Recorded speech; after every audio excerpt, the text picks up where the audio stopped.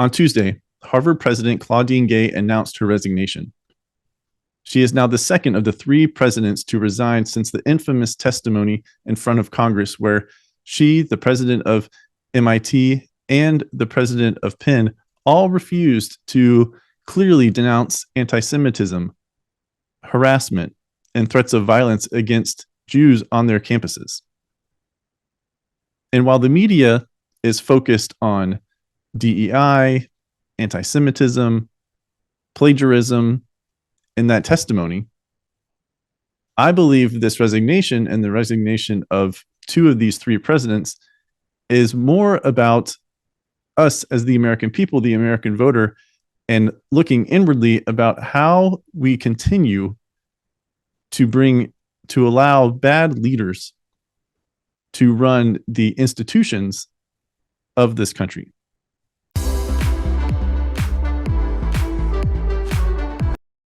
Welcome to Counterthought. Harvard President Claudine Gay has announced her resignation. She now joins the Penn president as two of the three who have resigned since that infamous testimony in front of Congress.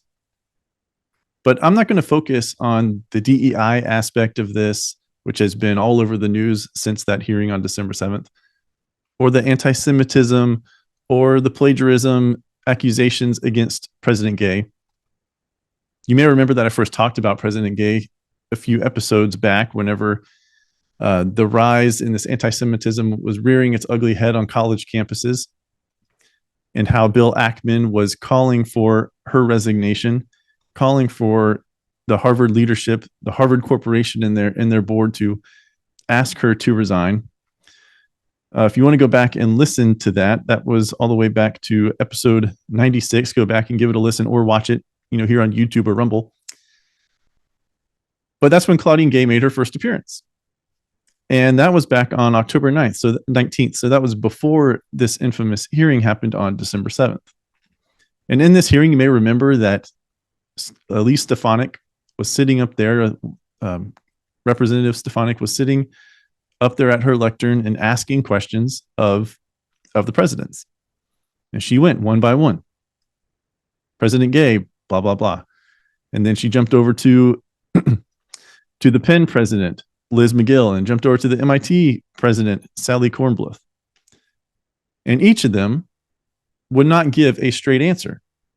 They would not give a straight answer. They tried to tiptoe and dance around and did not, condemn the speech that was taking place on their campuses. And we've talked about, and the media has talked about, how that is a reflection of what is going on. At least the conservative media is talking about what is going on and what has been going on for years and decades now on college campuses, to allow this to fester and now rear its ugly head. Sunlight, as they say, is the best disinfectant. Shining a bright light reveals the truth and requires accountability when we come across these things.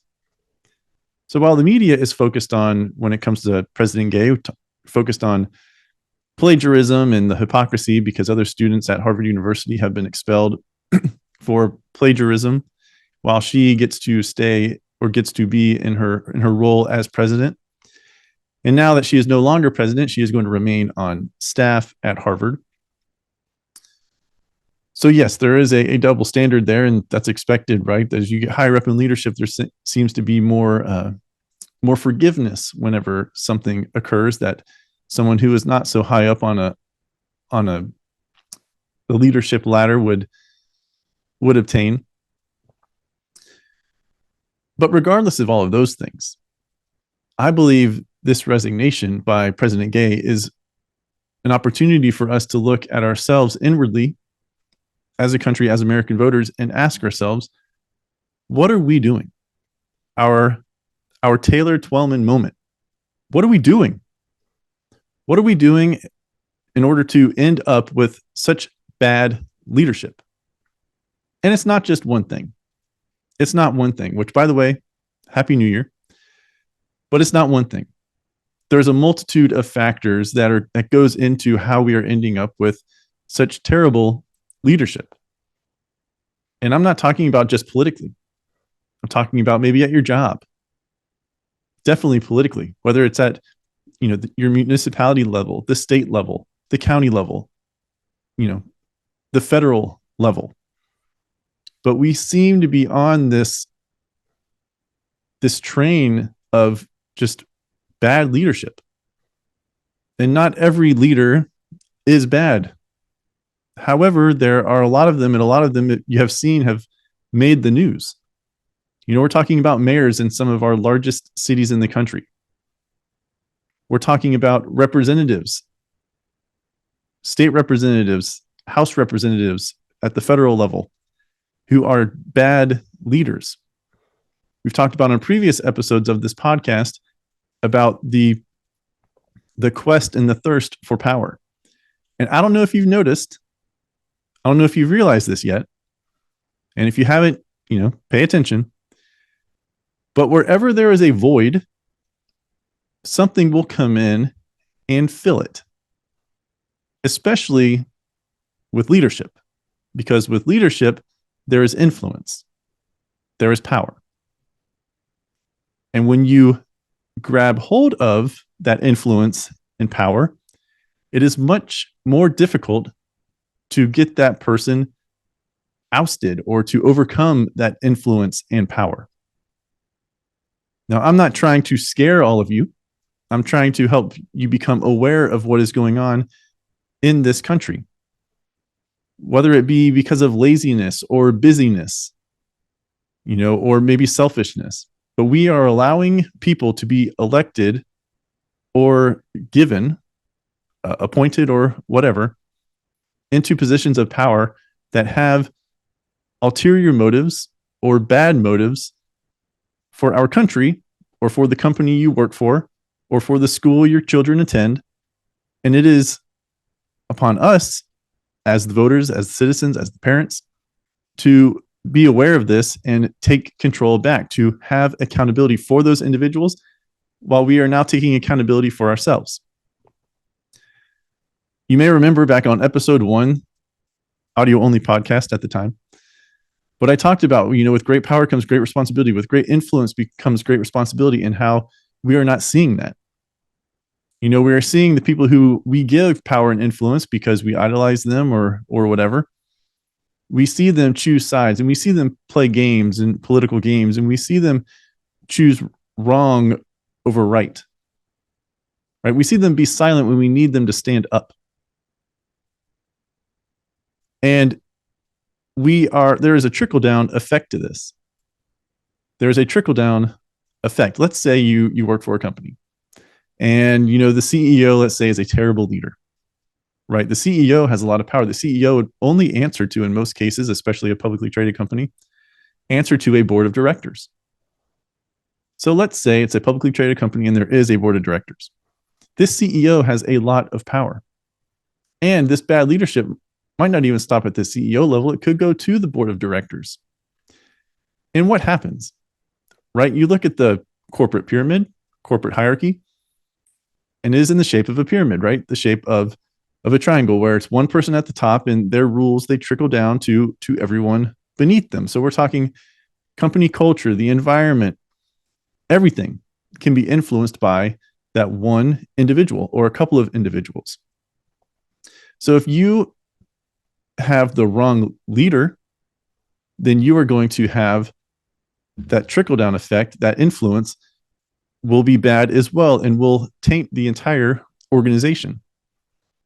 Now, hopefully you would have people who are also in positions of power, would take it upon themselves or their responsibilities as a leader, let's say maybe at a board of director level or a publicly traded company, maybe like a shareholder level, that would call for the resignation of these individuals. That would hurt the company's stock to a point to where the individuals have to be removed from their position of influence and power. And we as American voters can put that into a political form, and say, if someone's not producing results for us, like a state representative or a mayor or a federal representative or, representative or a senator or even a president, then it is our responsibility, I believe, to look at the whole of the country and decide what would be best for the entire country, not just what serves you, and say, hey, this person is not good. They need to be out. I mean, What happened to the vetting process? And this goes back to filling a void. If there is a hole, a void, something is going to fill it. And when it comes to elections, like political elections, you have to vote. Well, you don't have to vote, but someone's running for office. And really, when you think about it, the people who are going to run for office are the people who either want to be in that position, who want to have a positive impact and affect change, or people who are just like hungry for power. I believe it's that simple. And if no one is willing to step up and run for that position, there's going to be a void, and someone else will run and fill that position. And as a voter, even though it's not always the case because there can be write-in ballots, but if you are one of the two candidates, coming into a general election, then we feel like that's the only choice that we have. So if we don't first vet these people, if someone else who wants to do good for the country in a political sense doesn't come in and fill that void, then someone else is going to come in with worse intentions, in my opinion, and fill it. Or think of it as this, whether it's politically or at a corporate level. If you are trying to fill a job position, right, you may get hundreds of applicants, maybe thousands, depending on the job. And of those applications, you have a large pool to choose from. But if no one really applies for that position, and let's say you are desperate to fill that position, because of your desperation, you may choose the wrong individual for that role. And then you would be, as the hiring manager, accountable, or should be accountable, for that decision. So just because you are in a higher position on a corporate ladder or, within the government, doesn't mean you are the best person for that job. I remember really thinking about this, or this really hitting me back in 2016, the election cycle when it was Trump versus Clinton, and everyone kept saying, and Hillary herself was saying this, "Oh, I'm the best person for the job. I'm the most qualified." Because why? That's what I kept asking, and no one could give me a good answer. I was like, okay, so why is she the most qualified? Oh, well, she was the first lady. She was a senator. She was the Secretary of State. And it's like, okay, those are accomplishments, right? Those are job titles. But what was her performance in those roles? Me, I'm concerned about performance, not just what position have you held, because just because you hold a position doesn't mean you were good in that position. Take it out of politics. Again, going back to your job, how many people do you know that could be in a position, but they're not necessarily good, right? They're not necessarily good. Sure, they have years of experience. They have job titles to back up, that experience and to make them look all nice and shiny. But what was their performance? What did they do? What did they accomplish? What change did they affect? So these claims of, oh, I'm the most qualified because I held these positions, great. But what did you do? And I believe that is the mentality that we need to have as voters and as just regular citizens when we are looking at individuals, those that we get to elect. Like, what have you done? And we need to vet these individuals, which I know it is busy. Life is busy. And this all ties together, right? This is one big woven fabric. The vetting process. We need those individuals to be vetted, right? George Santos, liar, right? He is a huge liar. And he has now been exposed for that, right? He has now been removed from Congress. And you can argue that in the comments if you want, if that should have happened or not. Conservative media is kind of about it. Some say yes, some say no about the precedent that sets. But regardless, he was just lying all the time. But he was able to lie his way into the House of Representatives for the United States of America. So where was the vetting process? We as individuals need to vet him, but also we're only capable to vet him as good as the information is about him and just in general about people we are electing to office. So then this fabric is woven, right, where we would rely as voters on the RNC or the DNC, to have vetted these individuals so they're not putting forth candidates that are going to be bad for our state, our city, our country. And then that ties back to what? Those people who do the vetting process. Right over the years, especially with Trump in office, we heard fact checkers. Now we got to fact check the fact checkers because the fact checkers weren't being truthful. So are you seeing how this is all woven together?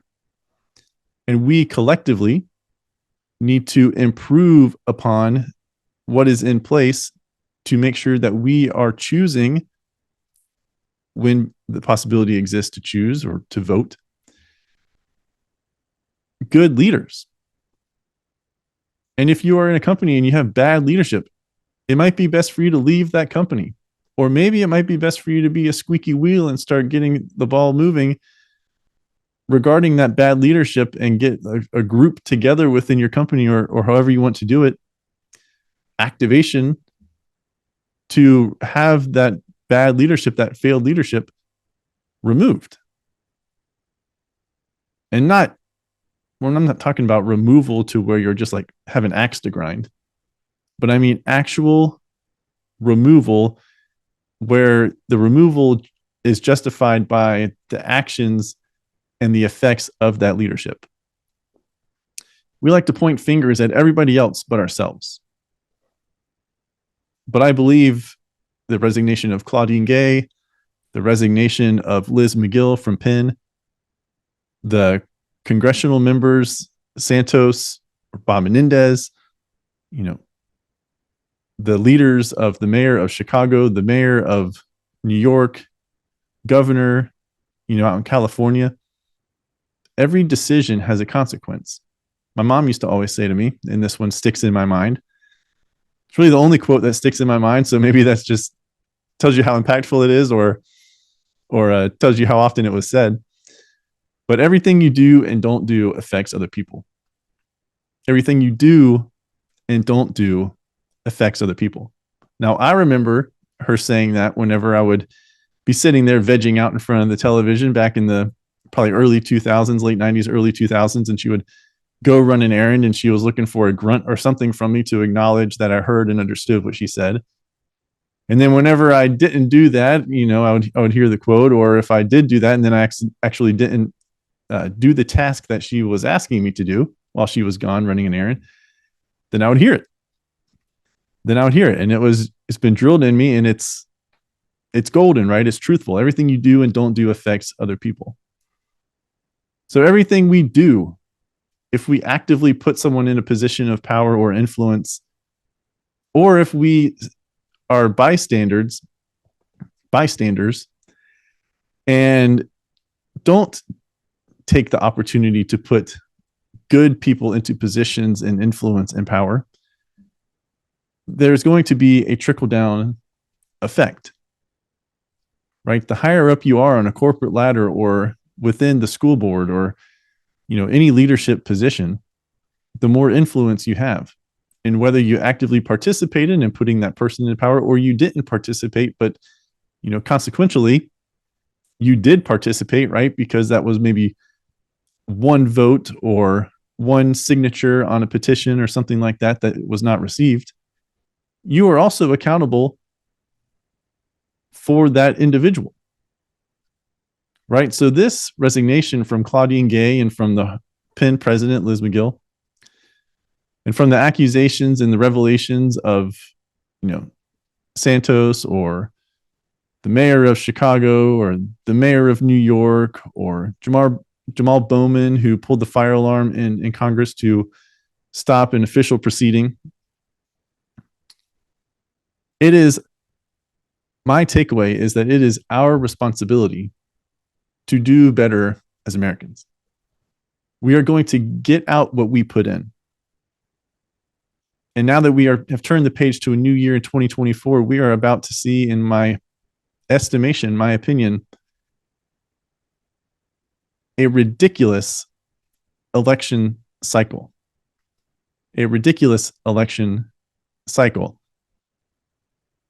And if we are not doing our due diligence today, then what makes you believe that we are going to be doing our due diligence tomorrow? We are the fact checkers. You and me. We are the fact checkers. And it will serve us best and our country best if we take it upon ourselves to do more, be an active participant in the well-being of this country. Hi, I'm Brian Kletter, the creator and host of the Counterthought Podcast. Thank you for watching this video. Remember to like it, and then also check out these 2 videos and subscribe to the channel. For more daily content from me, you can find me on Instagram at CounterThoughtCEO and the official Counterthought Instagram page at counter_thought. Thank you for watching, and spread the word.